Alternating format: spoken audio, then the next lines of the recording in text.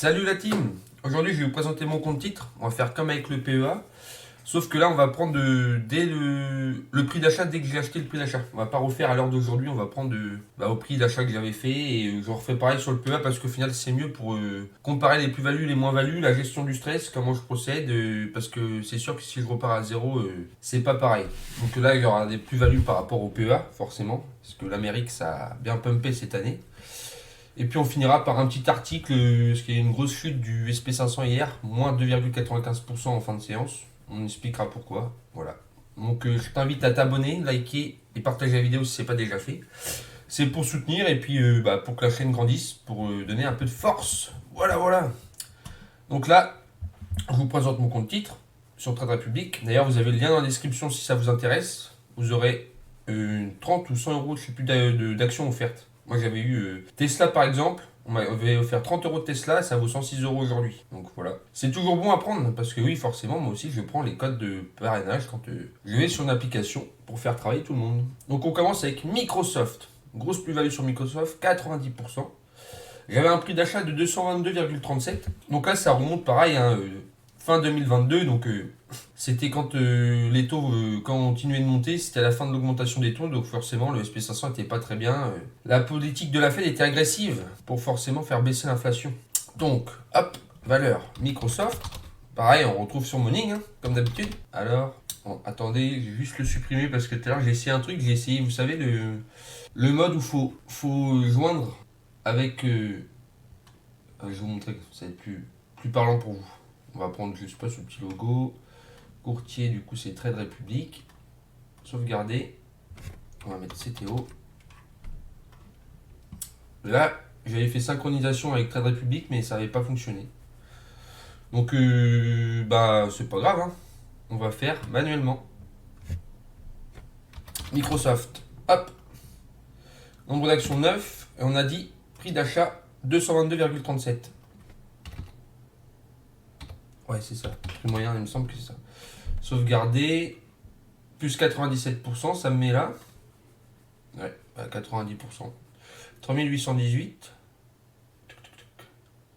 Ah, il y a quand même. Ah ouais, ouais, d'accord, c'est en dollars. Là, on est en dollars. Ok, ouais, je sais plus en dollars ce que j'ai acheté. On peut pas modifier ça? Mettre en devise, euro. Voilà. Tout de suite, c'est plus 90%, voilà, c'est mieux. 90%, c'est ça. 1817, 3793. Bon, à quelque chose près. Je sais pas pourquoi ça bug comme ça. Pourtant, c'est le bon prix d'achat. Hein. Bon, bref, c'est pas grave. Donc là, on peut voir, hein, sûreté de dividende 19, score de croissance 14, hein, très bonne action Microsoft, hein, tout le monde connaît. Je vais pas faire d'analyse aujourd'hui, juste pour vous présenter mon portefeuille. Donc on continue. Un nouvel actif, bourse. Ensuite, deuxième plus grosse position, 3M. 3M, ça a mis du temps à remonter. Ils avaient pas mal de dégâts parce qu'il y avait des procès et tout, et ça a pumpé en juillet. Hein. Franchement, grosse montée en juillet. Plus 20%. Et là, ça régale parce que c'est quand même une action qui donne un dividende correct, assez sympa. Donc je lui ai à 98,07. Pareil, ça c'était acheté dans les mêmes zones. Hein. 20, ah non, on va mettre 3M, c'est peut-être mieux. On a 20,7 actions. Oh, on va mettre 20,8, 98,07. 98,07. Je sais pas s'il prend euro. On va voir. Non, il prend pas le euro. Parce que là, on peut pas mettre la. Là, c'est pareil, il va me le mettre en dollars, non? Ouais, c'est pareil, il faut modifier à chaque fois, ça c'est un peu pénible. C'est dommage. Bon, ok, c'est pas grave. En 3M, 46%, il me met là. Action 98. C'est quoi ce délire là? PRU 98. Ah oui, 23%, c'est mieux. Non, oui, ça retourne sur un an, ça. Allez, parce que moi je l'ai acheté avant, forcément, ça avait bien chuté. Et là, ça commence à reprendre tranquillement.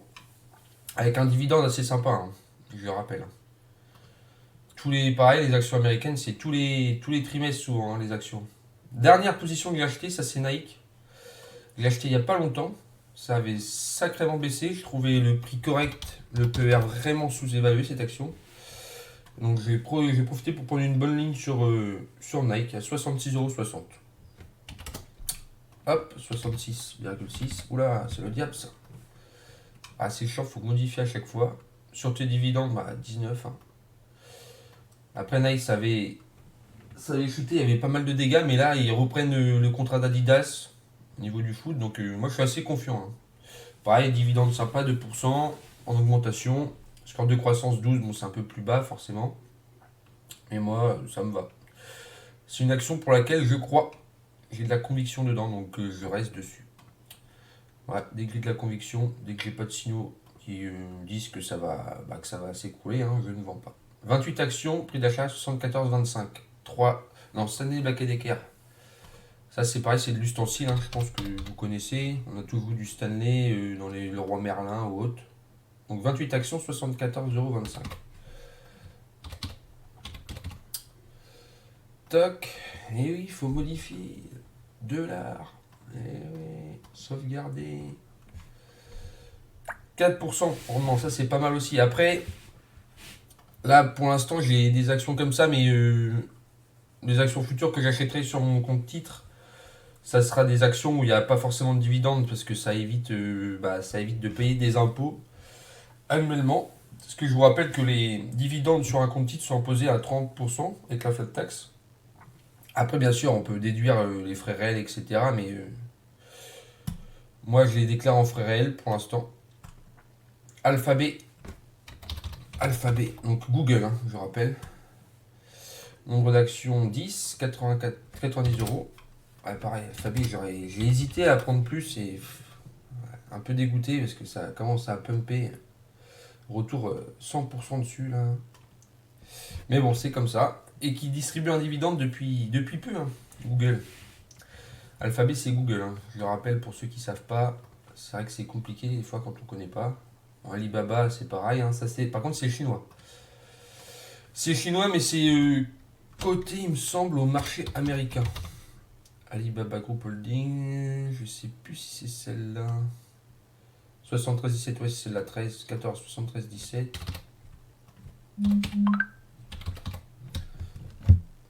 Sauvegarder. Hop. Et il est là. Ah bah, sur tes dividendes. C'est bizarre qu'ils mettent 0 parce que. Ah oui, bah, c'est pareil. Ça vient tout juste d'en distribuer. Hein. Alors moi, ça, je l'ai pris, c'est parce que j'ai un potentiel de. Je crois au potentiel de croissance de la Chine en 2025.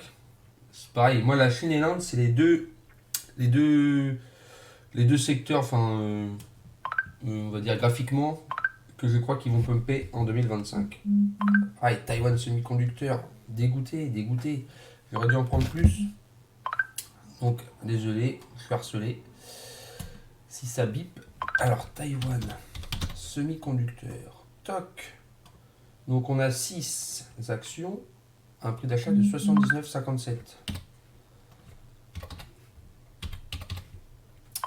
Il faut toujours modifier. Ça, j'ai modifié, j'ai mis en euros. Ouais. J'ai mis en euros. Hop, on remet en euros. Sauvegarder. 137% de retour. Hein, c'est quand même magnifique. Hein, sachant que tout ça, 2022. Enfin, c'est que du 2022. Hein. Donc 90%, 103%, 117%. Ouais, forcément, là pour l'instant, je suis à plus 41%. Et par rapport au PEA, forcément, ça n'a rien à voir. Ah, très risqué, ouais, je pense que très risqué, en sûreté, oui, bah ça c'est Alibaba. C'est Alibaba, là, très risqué. Pour l'instant, on voit bien que c'est bien épanoui. Hein. Donc Avalanche, crypto-monnaie, Fed, crypto-monnaie, Polygon, crypto-monnaie, Polkadot, crypto-monnaie. J'ai pris du Intel. Intel, ça chute lourdement. Sur un an, ça perd 64%. J'ai hésité à couper ma position, mais pour l'instant, je suis pas totalement vendeur parce qu'ils ont mis en sorte des actions pour qu'ils puissent croître en 2025. Donc j'attends de voir avec un peu de recul, voir si ça pump ou pas. Donc on verra bien sûr, je vous tiendrai au courant. Et si tu viens de t'incruster dans cette vidéo, n'oublie pas de liker et t'abonner. Parce que franchement, là c'est compliqué. 6 abonnés, vous vous rendez compte? Non, je rigole. Je fais ça pour le plaisir avant tout. Après, si je peux partager avec vous mon portefeuille, moi ça me va, ça me fait plaisir aussi. Hop, Intel. Donc on voit bien quand même, il y a toutes les actions donnent un dividende. Même si c'est pas le but recherché, ça fait quand même plaisir. Bon après, moi, pour l'instant, je paye pas spécialement énormément d'impôts là-dessus, mais ceux qui ont un gros portefeuille, faut faire gaffe quand même. Toc, toc, toc, on se retrouve à Solventum Corporation. Ouais, c'est ça aussi que je voulais dire. Je sais pas si ça va être dessus. Solventum Corp, ouais, c'est là. Donc Solventum Corp, c'est j'ai pas de prix moyen parce qu'en fait ça s'est détaché. Donc je vais juste mettre non 5,195. Puis on verra. Hein. Ça s'est détaché de 3M. Ça appartenait à 3M et ils sont séparés de ça. Donc on va mettre, je sais pas moi, c'était 59,75 quand ils sont détachés. Alors soit je mets ça, soit je mets le cours actuel aujourd'hui. Bon, je pars aller du principe que on va partir du prix du détachement. Donc 59,75. C'est en rapport avec la santé. C'est une action qui est en rapport avec la santé. Et où Solventum. Alors, allez là. Il n'y a pas de dividende. Score de croissance 6. J'attends de voir si je m'en sépare. En fait, je la vendrai si, par exemple, moi je veux prendre du Meta. Si je vois que Meta a un prix attractif, et ben je revendrai Solventum Corp pour acheter du Meta. Après, du moment que il n'y a pas de signaux d'achat sur certaines actions, je n'achète pas. Après, on n'a pas assez de recul pour savoir comment les gérer. Hein, parce que là, ils mettent, forcément, ils mettent ça. Mais ça vient tout juste d'être listé. Donc, il faut laisser le temps au temps. Donc, pour l'instant, ma seule ligne négative, c'est Intel. Hein, ce qui est fortement dommage quand même. Alors, on se retrouve Alibaba Group. Bon, ça, petite erreur de débutant.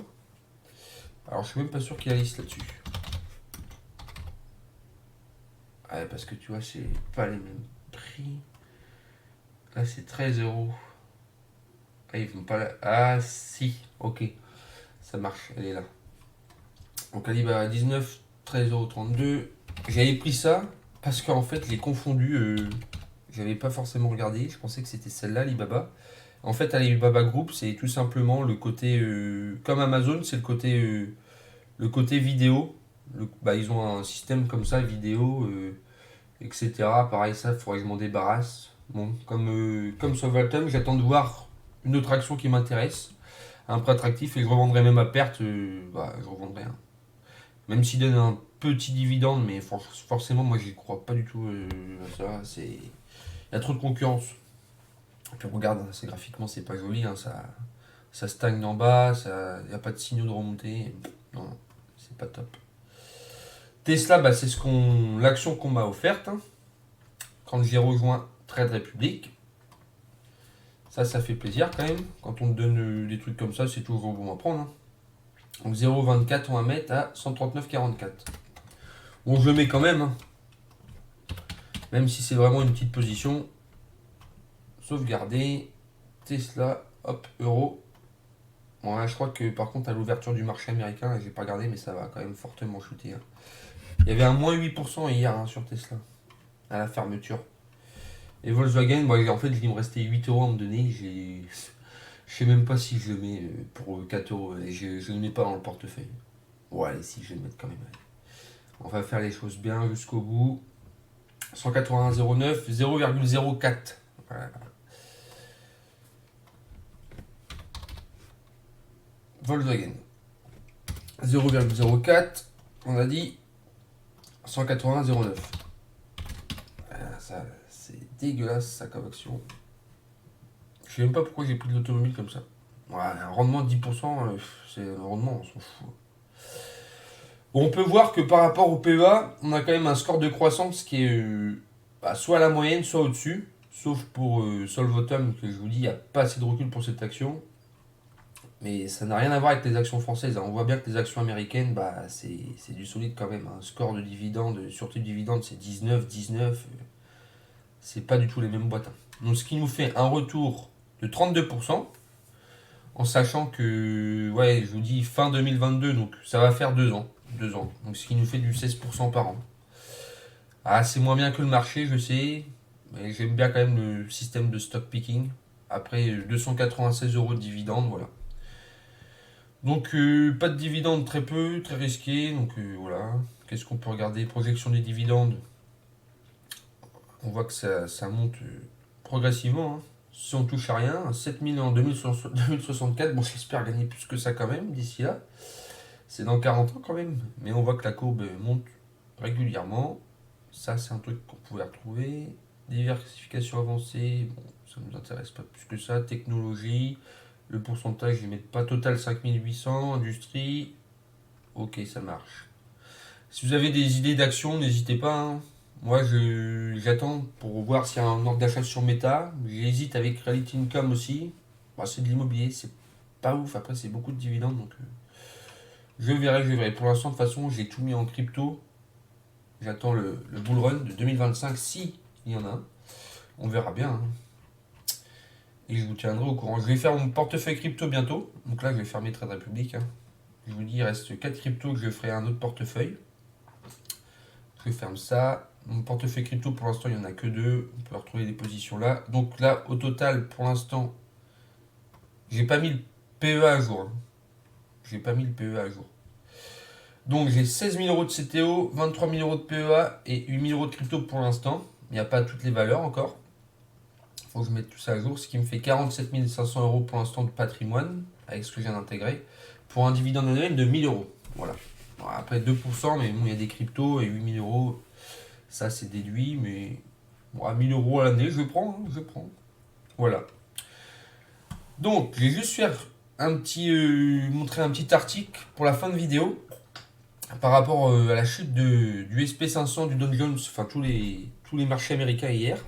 Donc, la Fed a fait s'écrouler les marchés mercredi soir et le Dow Jones Industrial Average n'a pas été épargné, reculant de 2,58% en clôture dans le cadre d'une 10e séance consécutive de baisse.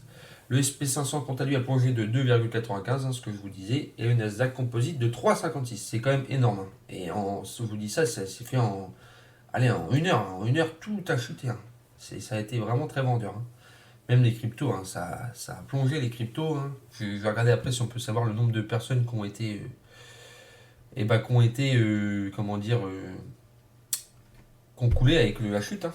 Au moment de la rédaction de cet article, le alors 5, hein, le 19, ouais, moi je sais pas pourquoi ils mettent ça.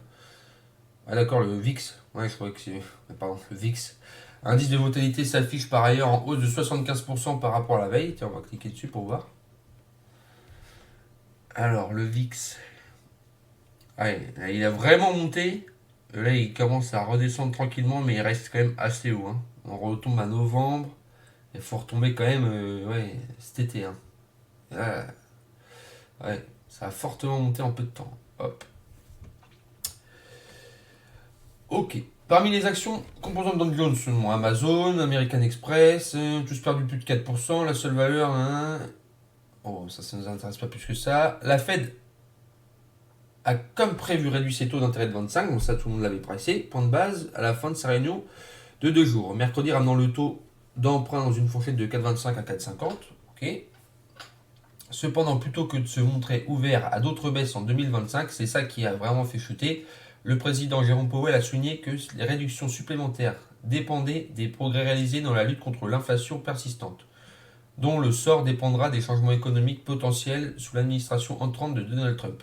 Ouais, parce que Trump, il veut relancer la machine économique, donc forcément ça va créer de l'emploi et tout, et c'est pas ce que voudrait le président de la Fed. Les décideurs politiques voient maintenant le taux de référence tomber à 3,9 pour l'année prochaine. Donc 3,9, hein, ça fait 0,30 on va dire, et 0,50, 0,30 de baisse, hein. C'est vraiment moins que prévu, hein. Pour l'année prochaine, ce qui suggère seulement deux réductions de taux à 0,25 de base par rapport à une prévision antérieure en septembre de 4 réductions. Voilà. En fait, au lieu de passer à 4 baisses, on passe à 2 baisses. Pour l'instant, les projections économiques du comité fédéral de l'OPEP, le FOMC, ont montré que l'inflation, encore loin de son objectif de 2%, la mesure ciblée se situe à 2,4% à la fin de l'année et à 2,5% l'année prochaine. Ouais, donc, ouais.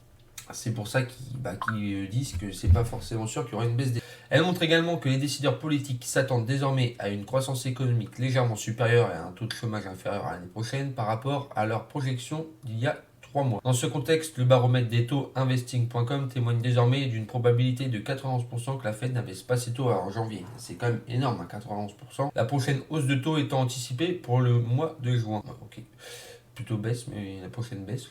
D'un point de vue graphique, on notera que le Dow Jones a cassé mercredi sous une ligne de tendance haussière qui s'étirait depuis le mois d'août, sa moyenne de moins de 50 jours. On peut voir la bougie là, elle est quand même énorme. Alors j'ai juste voir, on va voir. Attendez, j'ai juste. Non, je vous dirai dans une autre vidéo. Quand je serai en portefeuille crypto, je vous informerai de combien de liquidation au niveau des cryptos. Aujourd'hui, en date de l'année du 18 au 19 décembre. Bon, j'espère que la vidéo est pas trop longue, elle vous a plu. Que mon portefeuille vous plaît. N'hésitez pas à me faire un retour sur le portefeuille, surtout sur le compte titre. Bon, le PEA, je vais le mettre à jour pareil dans une autre vidéo parce que là on avait juste mis au cours actuel le jour J. Mais c'est quand même mieux de mettre par rapport au prix d'achat. Donc je vous referai une petite vidéo de mise à jour avec toutes les valeurs, les mises à jour, les ventes et les achats. Et pareil, le compte portefeuille crypto, je mettrai tout dedans. Je te rappelle que tu peux trouver le lien dans la description où tu peux suivre mes portefeuilles en temps réel sans que j'ai de vidéo à faire. Tu peux retrouver ça, c'est complètement gratuit. Tu as juste à cliquer sur le lien, ça t'envoie directement sur Morning. Tu peux faire un compte gratuit. J'ai fait une vidéo pareille qui présente Morning, ce que tu peux faire plus ou moins avec un compte gratuit et un compte pro comme moi. Alors le but c'est pas de passer en compte pro, c'est juste te présenter l'outil. Si ça t'intéresse, n'hésite pas à les voir. Voilà, je te souhaite bon courage et je te dis une bonne journée. Et puis de bonnes fêtes de fin d'année, si on ne se revoit pas d'ici là. Allez, salut, salut!